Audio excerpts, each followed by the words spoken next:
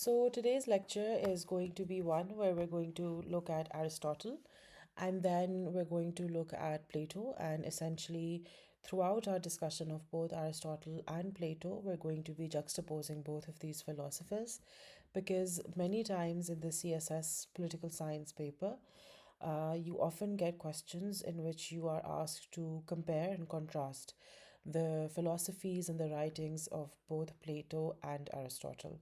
So I wrote my notes according to past paper questions, and that is also and always uh, my advice and something that I encourage my students to do as well, which is to essentially peruse the past papers of a particular subject that they're making notes for, a particular topic that they're researching, and to just jot down all of the questions that have come in the past papers pertaining to whichever topic you're researching about, and then try to draft sample answers for the various questions which you have listed.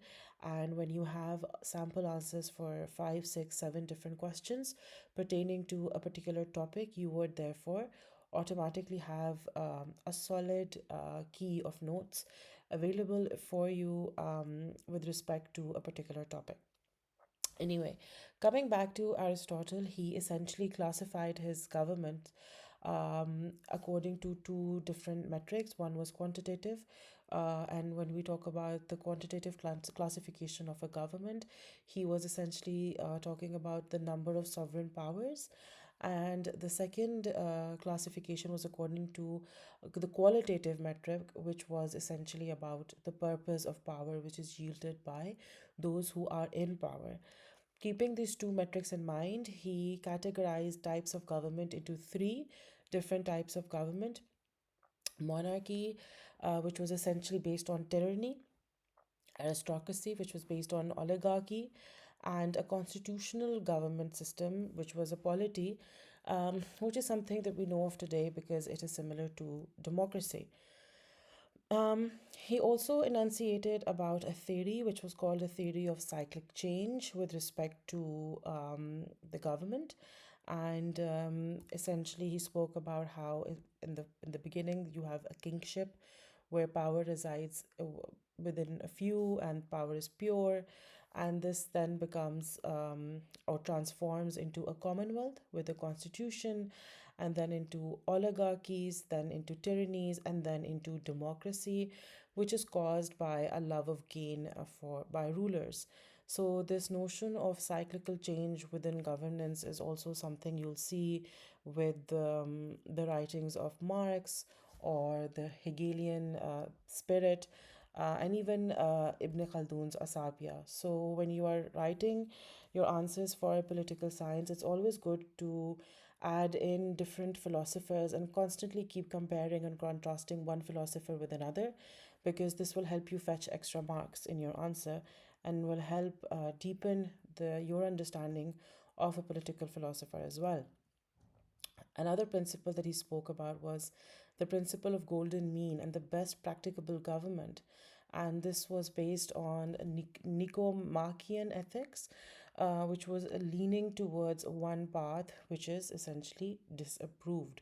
So he said that when you are in government, you should not lean towards only one particular path, but you should be open towards approaches which are both practicable and try to strike a golden balance, or a balance essentially, when it comes to rights and duties, and to allow for maximum benefit for the maximum number of people, which is very similar to Mill's utilitarian approach as well.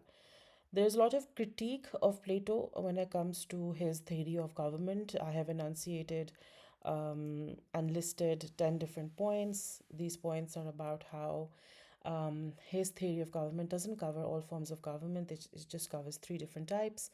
Democracy is not the worst form of government. For Plato, democracy is a perverted form of government, but it's often critiqued that it is not the worst form of government. His theory of cyclic change is not valid in modern day, which is similar to the first point regarding how he only speaks about three different types of government. So many can contest and say that his theory is rather outdated for today's world. It's also said that his classification is done on an unscientific basis, it's not done on an empirical basis.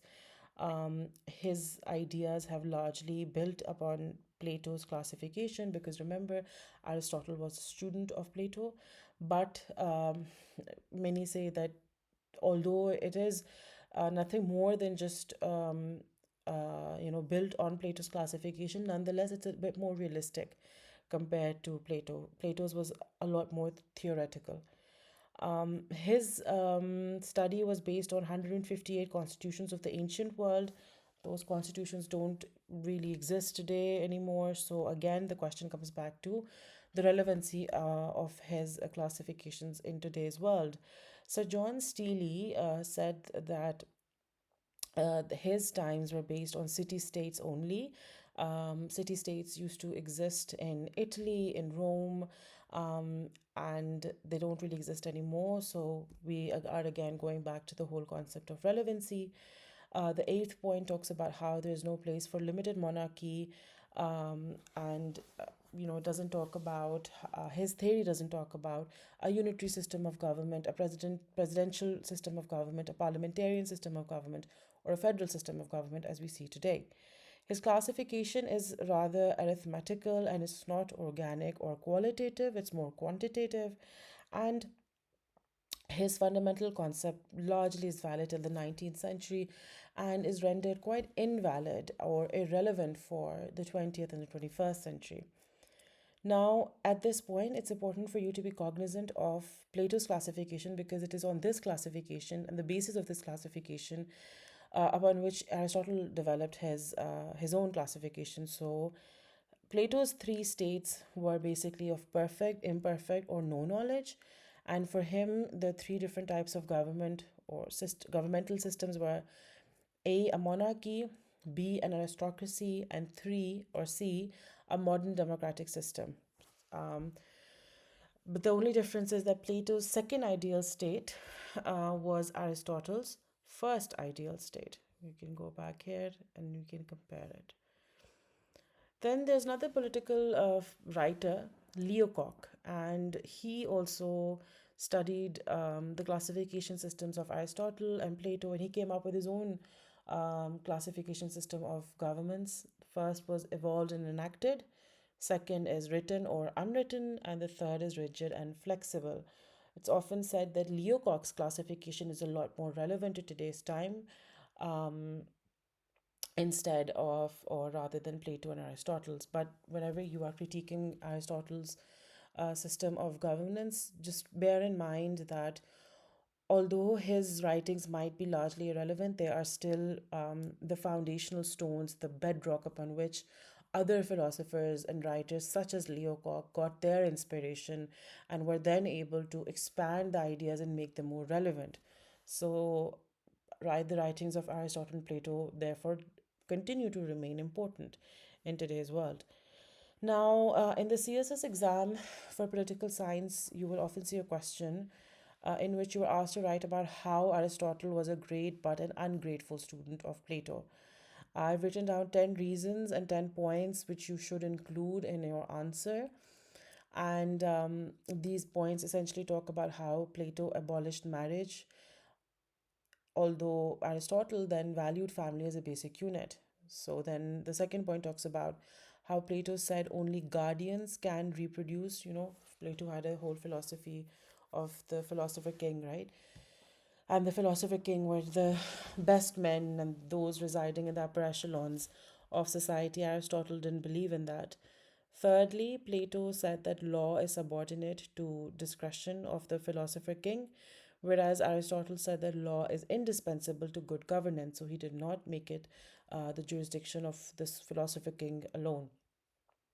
Fourthly, Plato said that private property causes discord and oligarchic revolutions. So he was largely against private property, whereas Aristotle did not see any harm in private property and said that it was rather a harmless pleasure. The fifth point talks about how Plato's different forms, this again is derived from Plato's theory of the allegory of the cave. Um, Aristotle believed that this was largely irrelevant to human conduct. Plato was largely a utopian. Remember, earlier I mentioned how Plato's writings were more theoretical, whereas Aristotle's writings were more realistic, more empirical compared to Plato. And this was because Aristotle studied around 158 to 156 different constitutions and histories, and then derived his three different classifications of governments. The seventh point talks about how Plato said that children and property were common property. This is not something that was enunciated by Aristotle. Plato wrote about his ideal forms of government in the book The Statesman. And for Plato, um, law was essentially supreme, and the law was jurisdiction of the philosopher king. Um, Aristotle only took the second ideal state of Plato's and used that.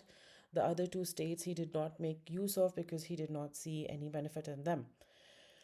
Ninth point talks about how Aristotle is the father of political science because of the Republic, which is a book that Aristotle worked upon, and that the Republic is one which contains his musings and his ideas about how the government should look like, and his classification of the government system, which goes beyond what Plato wrote about. And the 10th point talks about how they differed on means but not the end. The end was only knowledge has the rightful claim to power. Both wanted a harmonized society. So the 10th point actually talks about how there was some similarity in their writings. It's just that the mechanisms and the tools that they used in order to achieve similar ends were different. Then this section talks about how Aristotle's writings had a shadow of Plato in them. So they were influenced by Plato. They followed Plato's example and gave regular instructions in philosophy in a gym. This is what Aristotle did. It was called a peripatetic school. He imitated Plato. He wrote dialogues in which his doctrines were explained in popular language. Plato did something similar. उसके अलावा and also, influence of Plato is something that you can add when you are writing a question about how Aristotle was a great but ungrateful student of Plato. उसके अलावा I just have some general points about Plato. Whenever you're making notes, it's good to have some general points, just to show the examiner that you possess some additional knowledge about the person or the philosophy that you're writing about. So there are some other points, such as that he disagreed with Plato on the meaning of philosophy. For Plato, philosophy was science of the idea and it exists apart from particular things, whereas for Aristotle, science of the universal essence of that which is actual. And he said that knowledge can only be attained through experience, unlike Plato, but he went against his own knowledge. This is the further critique of Aristotle, because he later on went on to say that objects of different mass fall at different speeds, which is again something which is contradictory to what he said before. Um, he was an instructor of Alexander, and he left Athens when he was charged with impiety, much like Socrates. Um, and Aristotle often said that the end of politics is not knowledge but action. Um, Whereas Plato, in contrast, said that knowledge is virtue. So this is also a point about how they differed from each other with respect to the importance they gave to knowledge. Then let's talk about Plato. So Plato wrote about justice and his system of governance in the Republic, and the definition of justice he gave went against those by early sophists. Um, so they spoke about traditionalism, radicalism, and pragmatism. And if you want to just sort of explain or expand the concept of sophist philosophy a bit more, then you can talk about how traditionalist form of justice is when you help a friend but you harm one's enemy.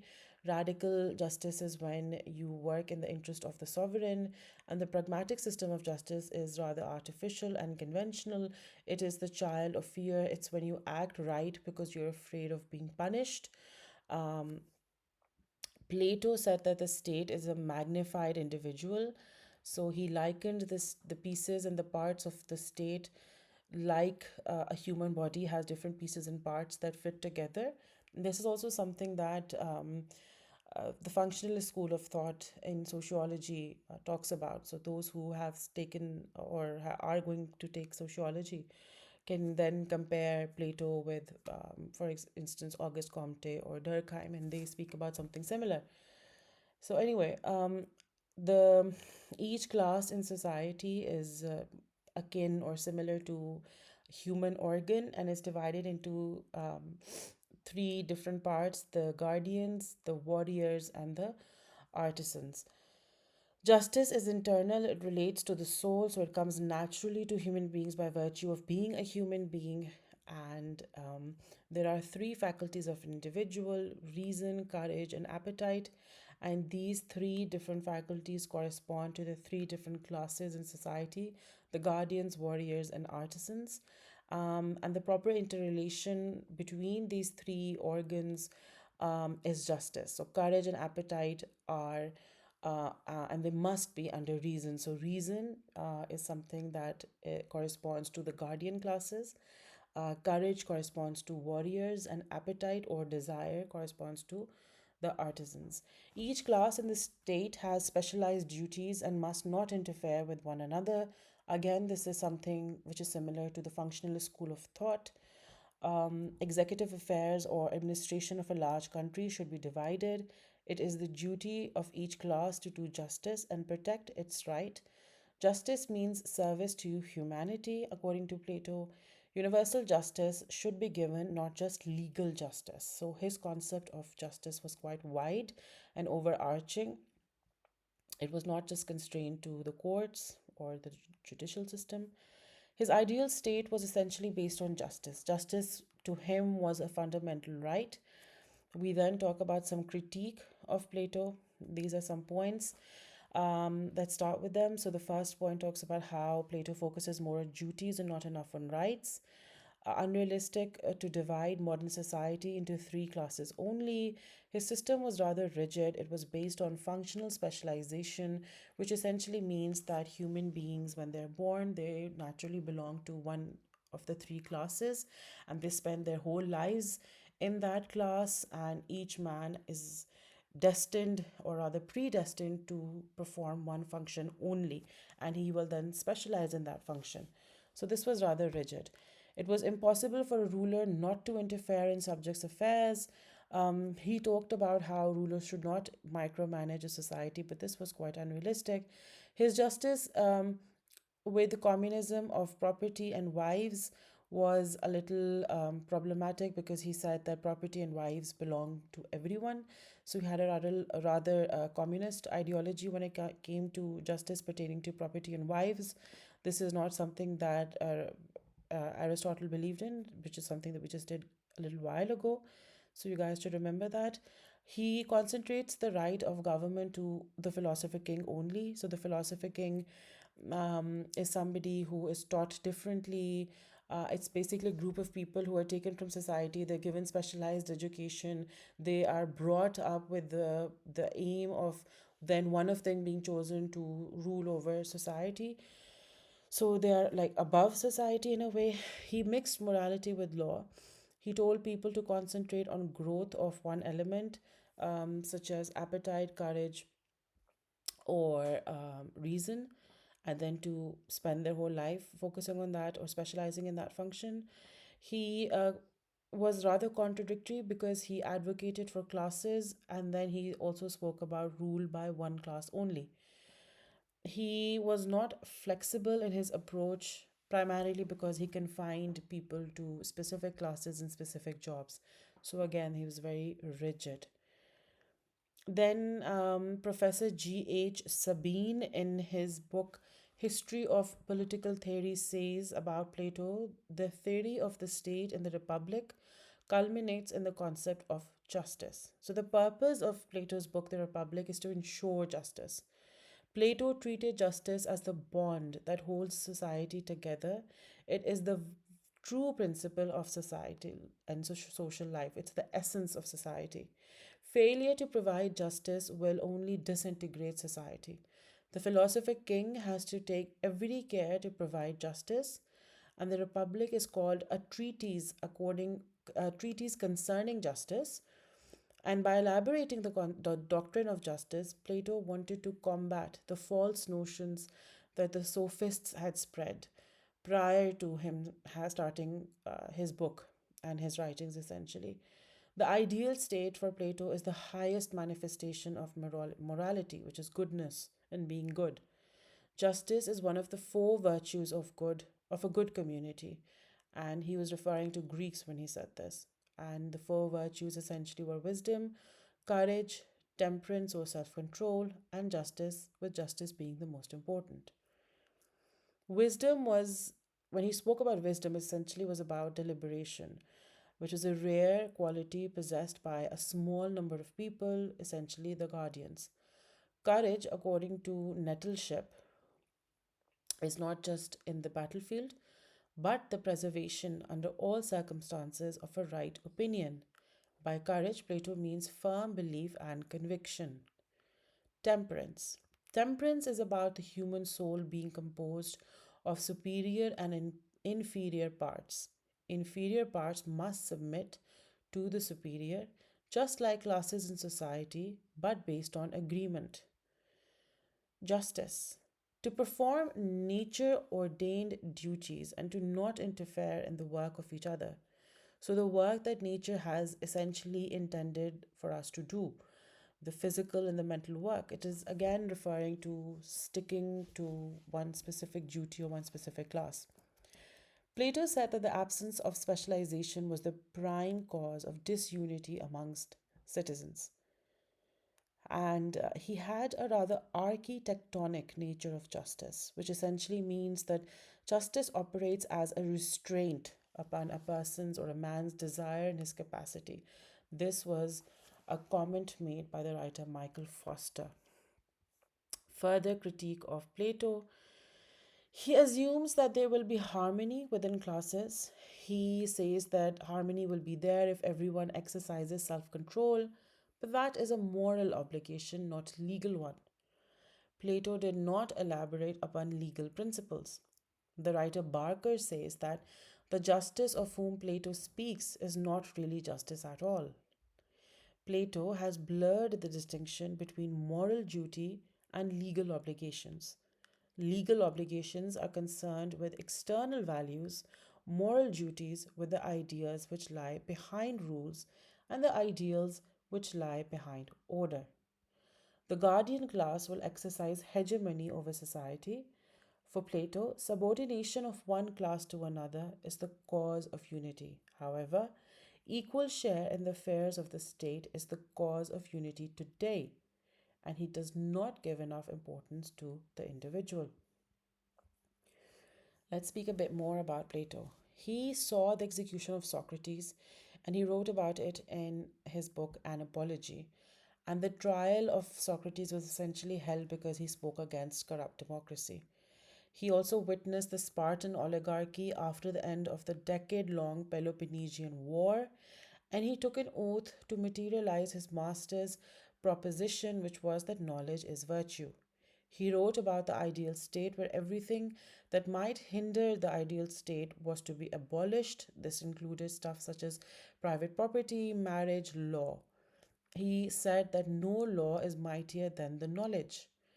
His theory of justice spoke essentially about the three classifications which we've spoken about earlier. He criticized Athenian democracy because it was based on the lot system. Both Aristotle and Plato agreed that only knowledge has the rightful claim to power. In Plato's Republic, law was subordinate to the philosopher king, but in the statesman, law was supreme. So this is, you know, a development of Plato. He wrote about one thing in the Republic, but then he changed it further in his subsequent book, The Statesman. Plato's Republic is a commentary on the political system of Athens. Essentially, Plato abolished marriage, private property, and subsumed law. Aristotle critiqued Plato by using historical knowledge of the 156, I think it was either 156 to 158 constitutions which he examined, and knowledge from the Republic. Plato's allegory of the cave talks about how the material world, which is the cave, is fake, whereas only ideas are real. and philosophy can help one access these ideas. Platonic ontology is dualistic, uh, primarily because of the dichotomy between the sensible and the intelligible. Plato sees greatest danger in a state of division, and that is why he focuses not on the Persian Empire but city states. He removes two dangers, self interest and the family spirit. According to him, these two dangers are the breeding ground for division and mistrust in society. The second constitution of Plato contained in the rules after failure of the dictator Dionysius the Younger and Dion. Then Plato also wrote about the need for an academy, and he established it after he returned from his first Sicilian voyage, basically modern day Italy, in 388 or 387 BC. And this followed the example of the Pythagorean brotherhoods which he encountered in southern Italy. He intended to make this academy the center of philosophic or scientific studies as well as a cult society which was dedicated to the worship of the muses. Plutarch. What is Plutarch? Plutarch is Plato was inspired his students to adopt a positive political action. His academy was a school for aspiring statesmen, and it was the first organized institute of political science in the Western world. The academy was concerned not only with political theory but also with effective political action, which draws back to the concept of Plutarch. Training given to Plato's disciples and associates in the academy is modeled after the educational program for philosopher kings as outlined in his book, The Republic. The Platonic Academy is the first concrete actualization of this essentially visionary plan. Over here, I've drawn a chart in which I have compared the writings of Plato with Aristotle. I have around 18 different points for Aristotle, and around 13 or 14 different points for Plato. So, Plato was an idealist, Aristotle was an empiricist. Plato said that only thoughts are concrete, what we see are shadows. This is again drawing back to what he wrote about in the allegory of the cave. Aristotle said that we can simply go out of the cave to see the original objects. Um, Plato said that senses can fool a person, whereas for Aristotle, senses are needed to determine reality. They were similar in saying that thoughts are superior to senses. Plato believed in inductive reasoning, whereas Aristotle believed in deductive reasoning. Plato emphasized experiments in reasoning, whereas Aristotle emphasized direct observation and experience. For Plato, knowledge was virtue, whereas for Aristotle, knowledge was not enough. One had to choose to act properly, and one had to cultivate a habit of constantly doing good. For Plato, wisdom is virtue and unites other virtues, whereas for Aristotle, wisdom is not gained automatically, but after effort, and nor does it grant unification in society, or nor does it automatically ensure that you will acquire other virtues. For Plato, the goal of a state was justice, whereas for Aristotle, the goal of a state was one where people could live a good life. For Plato, individuals should subsume personal interests to society, whereas for Aristotle, man is a political animal and cannot avoid challenges of politics. For Plato, family, women, and children were communal, they were not prioritized. And interestingly, he received a lot of criticism for this point, and he went on to later change this. But for Aristotle, city essentially meant family, and family was composed of individuals, so he gave much more importance to family. Plato founded his academy, and this was the first university in the world.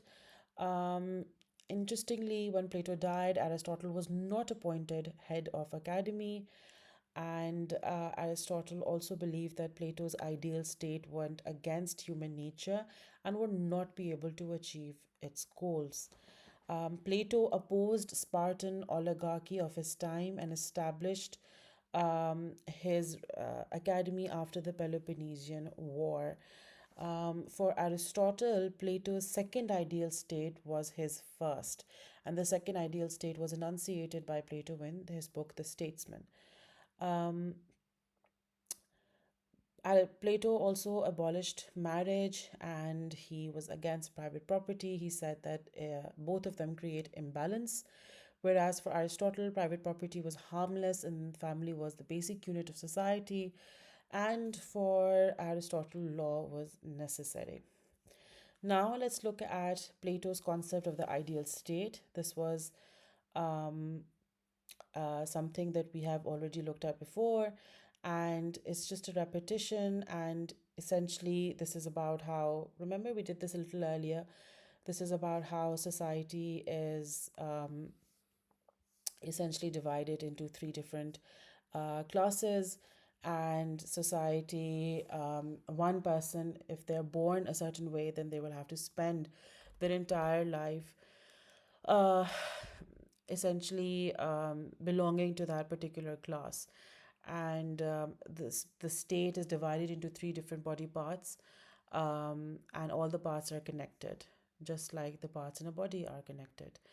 And he constantly kept talking about division and specialization, which is why he said that duties should be specialized, and for governance with justice, large countries should be divided into different units. And justice for him is a service to humanity and a universal duty, and individuals should think of themselves as part of a whole. And remember, we spoke about how he did not divide morality and law, rather, he infused both of these concepts.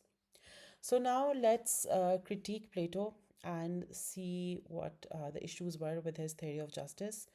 It's largely said, much like Aristotle, that it's not applicable to modern states. It mixes morality with law. Law is duty, morals are responsibility. Morals cannot be imposed by the state, right? Monopoly of power in one class, which will be demoralized to work harder. So it goes against his, tripartite system of governance. His concept of communism was criticized, sharing wives and property. It's not really realistic. The three elements in human beings: hunger, intelligence, and spirit. He says that you have to develop, a person should focus on one of these elements and then develops it. This would lead to an incomplete personality. He speaks about justice, yet splits society into classes. So, not really a just form of division now, is it? His theory is not active, it's not flexible. Aristotle deemed his theory to be largely utopian. Elements in humans and states are not common. So, it's, a bit unrealistic to constantly compare both. Plato did not discriminate between politics and ethics. His absolute power that he gave to the philosopher king goes against the modern day concept of rule of law. Plato presumes individuals are friends of humanity. That's not always the case. He largely neglects the lower class. Plato, throughout his writings, focuses more on the philosopher king and the guardians, which again goes against his concept of justice. His writings largely deviate from human nature. This is in connection with point number 12, which talks about how he presumes that individuals are friends of humanity. He did not disclose a proper political structure. He did not talk about specific laws, nor did he have any plans for standing armies or what society should do with criminals, because he had a largely positive outlook of human beings and human nature. He advocated for the removal of all infants from their families and that these infants should be given education in a communal setting, such as literary, musical, and physical education, and that the development of characters and morals are necessary in society for sustaining a just state. That's not really realistic now, is it, to separate an infant from his or her family? Censorship of arts. This was something advocated by Plato because he did not advocate um, that all art should be given to everybody. He said that there should be censorship on arts, which did not advocate good behavior. And that's primarily because he said that um, all forms of art should be shown and should be part of the training of a philosopher king so that he can be aware of everything in society. The rest of the people in the other classes need not be shown all forms of art, so there should be censorship on arts. He also speaks about how distinct educational programs should be given to the different classes, especially the guardian class. His concept of the philosopher king talks about how many years of mathematical and dialectical study needs to be given to the philosopher king, and this also involves 15 years of public service, and only then would a philosopher king be able to understand form of the good and essentially be ready to govern a state. This is largely unrealistic in today's age rather. He speaks about how there should be censorship in education, and by this he is specifically talking about poetry and drama that depicts immoral behavior in gods. He focuses more on performance of duties rather than rights, and he presumes that there will be no envy amongst the guardian class. So, ladies and gentlemen, this is essentially a quick rundown and covers all the main contours that you need to be aware of when it comes to Plato and when it comes to Aristotle. You are essentially required to have all of this information and start your answers about Aristotle and Plato with a little bit of background information about the times in which they were writing, who they were influenced by, just a little bit about sophist theory when you're writing about Plato, or how Aristotle was a student of Plato, etc. So, give a good intro in which you set the background and explain about the times in which Aristotle and Plato were writing and the contextual environment in which they were writing, the influences that, for instance, the Peloponnesian War or the city states or the Athenian democracy had on their writings, and then go on to develop and start writing about or start explaining the specific aspect that the question is asking you about. So essentially, it's only the first intro paragraph, which is the space that you have, in which you can give some background information about the philosopher. Then you should immediately launch into going into specific details about the specific aspect that is being asked in the question by the examiner. And when you are done discussing whatever the examiner is asking for, have a paragraph in which you critique what you have written, not what you have written, but essentially the philosophy of the philosopher that you have written. Try to write like three, four, five different points of criticism. And in that criticism, you can include one or two quotations of different writers and philosophers who have also critiqued the philosopher that you were writing about earlier. And when you are critiquing, you could also compare the philosopher's writing with another philosopher, or you can talk about how that philosopher was either influenced by another philosopher, or was different from another philosopher, or similar to another philosopher. All of this critical analysis will augment your answer and help you fetch extra marks, and will generally be impressive for the examiner. I'll end this class here, and I sincerely hope that you were able to get a good grip over the writings of Aristotle and